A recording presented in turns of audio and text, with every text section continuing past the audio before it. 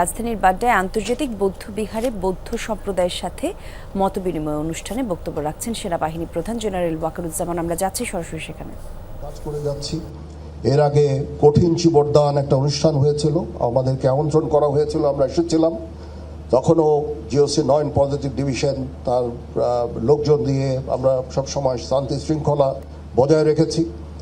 এখন এই সম্প্রীতি ভবনের জন্য আনুমানিক 7.5 কোটি টাকার মতো ব্যয় হবে, সেটা আমরা ইনশাল্লাহ করে দিচ্ছি। এবং এখানে 24 পদাতিক ডিভিশন 24 কনস্ট্রাকশন ব্রিগেড কমান্ডার এইখানে ভূমিকা রেখেছেন। তারা ডিজাইন এবং আর্কিটেকচার ডিজাইন এবং যে স্ট্রাকচারাল ডিজাইন অনুযায়ী এই কনস্ট্রাকশনটা করে দিবে। আমি তাদেরকে বলেছি যে 1 থেকে 1.5 বছরের মধ্যে এই কনস্ট্রাকশনটা যেন শেষ হয়ে যায়।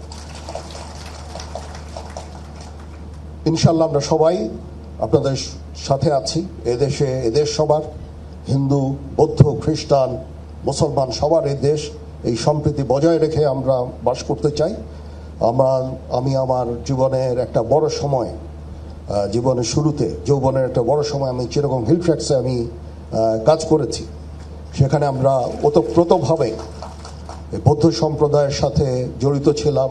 সেখানে অনেক কঠিন চিবরদান অনুষ্ঠান হয়েছে, সেখানে গিয়েছি এবং তাদের সাথে ওতপ্রোতভাবে আমরা কাজ করেছি। আমরা চাই চিটাগং হিল ট্র্যাক্সে পার্বত্য চট্টগ্রামে যেন শান্তি বিরাজ করে। তার জন্য যা কিছু করতে হয় আমরা করতে রাজি আছি।